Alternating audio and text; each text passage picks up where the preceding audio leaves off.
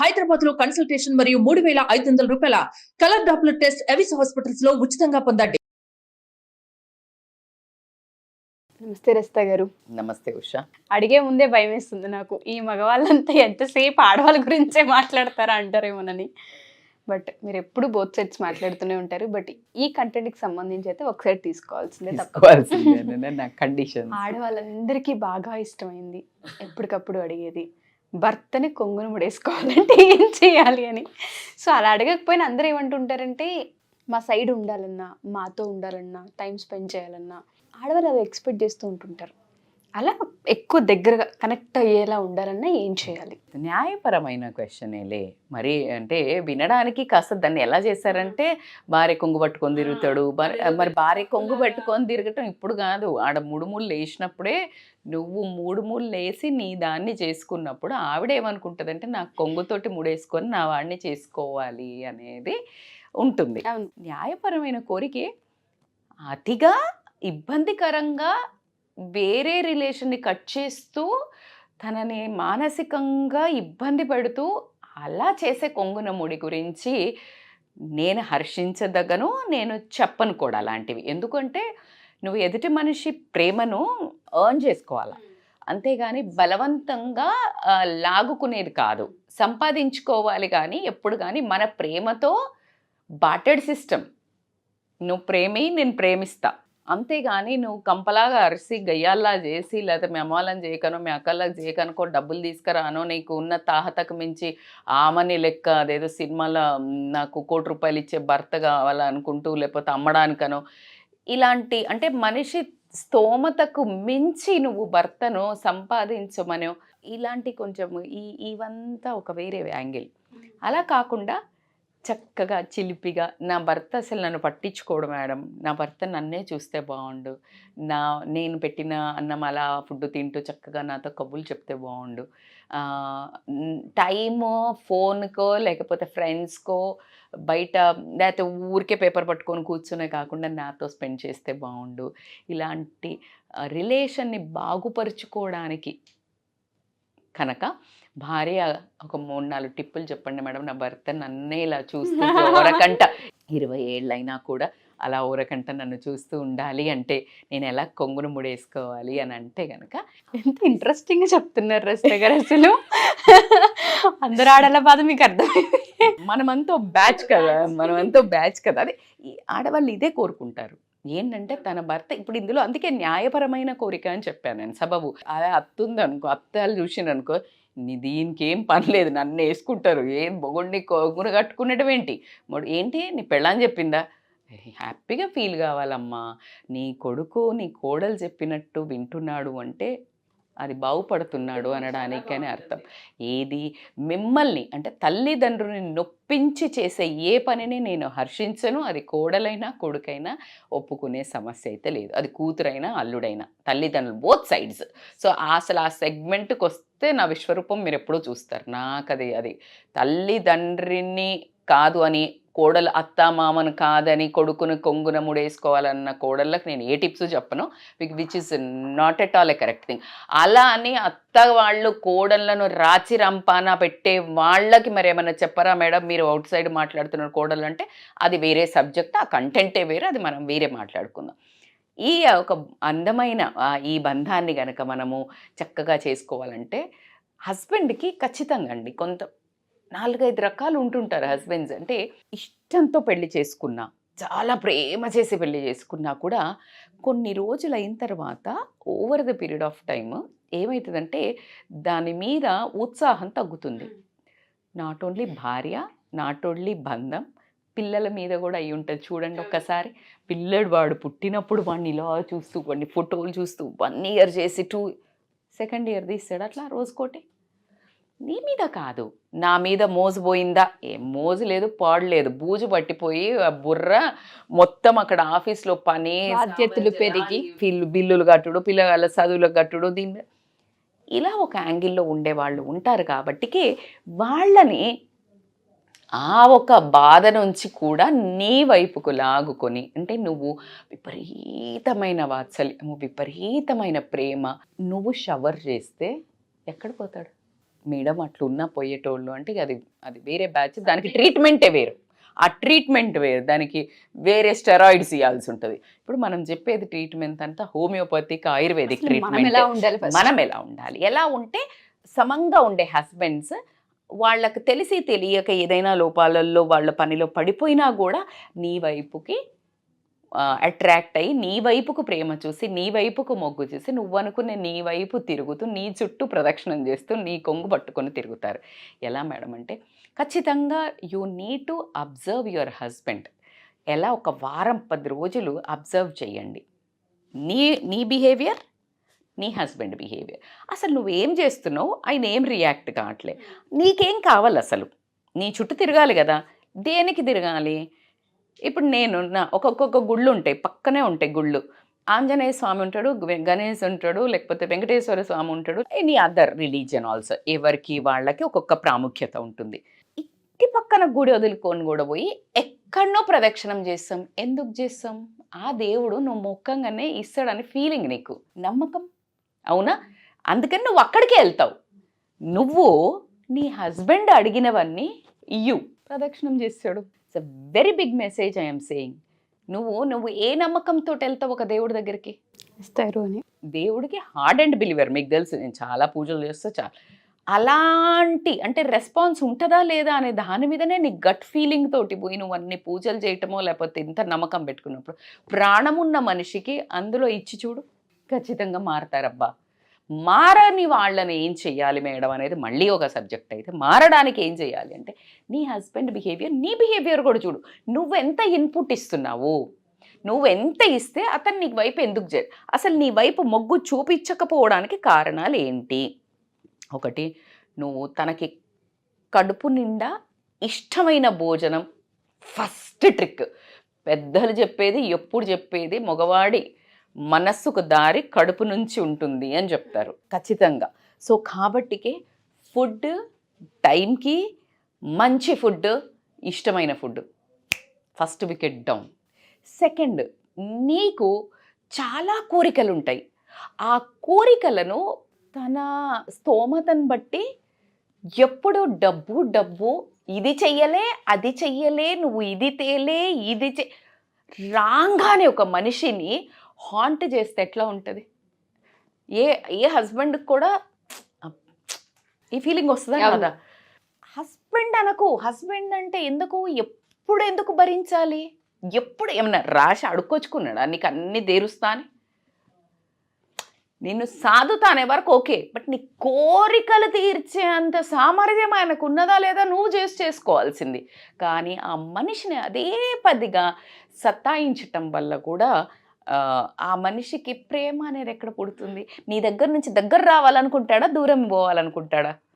ఆడవాళ్ళనే అడుగుతున్నాను. మీరు ఒక కిట్టి పార్టీకి పోయినరు, లేకపోతే ఇంకొక ఫంక్షన్కి పోయినరు, మీ చుట్టాలలో ఎవరు ఎదురు వస్తే నువ్వు అని వెళ్తావు, ఎవరన్నా రాగానే అమ్మా అని పోతావు. నువ్వు ఎప్పుడో ఒక కలిసే వాళ్ళు నిన్ను అసలు ఏమి అనని వాళ్ళనే నువ్వు అంత రియాక్షన్ చూపిస్తే నీ భర్త రోజు నీ ట్యాంట్రమ్సో నీ ఇరిటేషనో భరించేవాడు ఎలా దగ్గరకు వస్తాడు? సో కాబట్టికే అవునన్నా కాదన్నా నీ భర్త, అవునన్నా కాదన్నా నీ భర్త, అవునన్నా కాదన్నా అతని సంపాదన అంతే, అతని స్తోమత అంతే, అది చూసే నువ్వు పెళ్లి చేసుకున్నావు. ఇప్పుడు ఎక్కడి నుంచి పెరుగుతుంది? ఓవర్ నైట్ మేడం కొన్ని తప్పులు చేసి పోగొట్టిండు మేడం, కొన్ని తప్పులు చేసి ఇట్లా చేసి ఆగం చేసిండు మేడం. మనిషే కదా తప్పులు చేసేది, జీవితంలో నువ్వేం తప్పు చేయలా? ఆ టైంలో కదా నువ్వు సపోర్ట్ ఉండాలి. అంటే తాగి తందనాలు ఆడి వేస్ట్ చేసే వాళ్ళ గురించి నేను చెప్పట్లేదు. నిజాయితీగా కష్టపడే మనిషికి నువ్వు సాథ్ ఇవ్వాలా వద్దా? ఖచ్చితంగా. సో అలా గనక నువ్వు కష్టంలో నష్టంలో అతని తోడు వెన్నంటి నించున్నట్టయితే, చేసుకోగలిగితే అది చాలా పెద్ద హిట్. తను చాలా బాధలో ఉన్నాడు, ఏమవుతుంది ఇప్పుడు? దట్స్ ఓకే, లేకపోతే ఏమవుతుందండి? పోతే పోయినాయి, మళ్ళీ చేసుకుంటాం కదా, కష్టపడదాం. పో నేనేమన్నా చేయనా, నేనేమన్నా హెల్ప్ చేయనా, మన ఇద్దరం కలిస్తే ఎంతసేపు అవుతుంది? ఇలా మాట్లాడాకే మగాడికన్నా ప్రేమ పెరగకపోతే కోపం వస్తుందా? మేడం నేను అట్లా అడిగినాక కూడా ఇంకేదన్నా అన్నాడు అంటే చిన్నవాడికి ఆకలేస్తుంది, చాలా ఎమోషనల్. పిల్లోడికి ఆకలిస్తుంటుంది, విపరీతంగా ఏడుస్తుంటాడు, వాడికి నోరు లేదు, బాగా ఉక్కబట్టి ఏడుస్తుంటాడు. నువ్వు పాలు ఇవ్వడానికి దగ్గర తీసుకుంటావు, తాగడు, ఆకలి కానీ తెలీదు, తాగాలని కూడా తెలీదు, నీ హెల్ప్ తీసుకోవాలని కూడా తెలియదు ఆ టైంలో. You prove it's okay, is also like baby. కొంతమంది చెప్తుంటారు మెచ్యూర్డ్ విమెన్, దే సే నాకు 2 పిల్లలు కాదు 3 పిల్లలని. మెచ్యూర్డ్ మ్యాన్ సేస్ నాకు 2 అమ్మాయిలు కాదు 3 అమ్మాయిలని. అట్లాంటి భార్య భర్త ఉండాలి లైఫ్లో. That's how you need to adapt your kids, both the పార్ట్నర్స్ని. నా పిల్లలతో పాటు పిల్ల, నా భర్తతో పాటు కూడా ఇంకొక పిల్లలతో పాటు కూడా నా భర్త కూడా ఇంకో పిల్లగాడే అనుకున్నప్పుడు కోపాలు, కసి, కచ్చ. ఇప్పుడు చూడు పిల్లగాడిని ఎంత త్వరగా క్రమిస్తాము, వాడు ఎంత చెయ్యనియండి వెంటనే వాడిని అక్కుని చేర్చేసుకుంటాం. అట్లాగే okay is not ready right now, give him a space, at least don't disturb, at least don't question, give him space with food, కొంచెం ఆయిల్ మసాజ్, కొంచెం హగ్, కొంచెం పక్కన కూర్చొని. ఏమో మీ ఆయనకి ఊరికే నువ్వు మాట్లాడితేనే స్వాంతన లభిస్తుందేమో కూర్చొని, బా ఈ మధ్య మీకు బాగా టైరింగ్ ఉంది కదండి, ఏం చేసి పెట్టను, కాస్త ఈరోజు మంచిగా నూనె పెట్టనా, లేకపోతే మంచి ఫుడ్ ఏం కావాలి చెప్పండి, లేకపోతే ఈరోజు ఈవినింగ్ వస్తున్నారు కదా ఫోన్ ఎత్తలేదు, కోపం మీద ఫోన్ ఎత్తాడు మేడం, ఏం అడుగుతారు మేడం, కోపం వేసుకుంటారు. ఓకే యార్, నిజంగానే ఉండొచ్చు ట్రాజడీ లైఫ్స్. మెసేజ్, ఈరోజు నేను మీకోసం ఈ వంట చేసిన, అక్కడ ఏదన్నా ఉన్నా అబ్బా he will feel so bad and he comes like flying.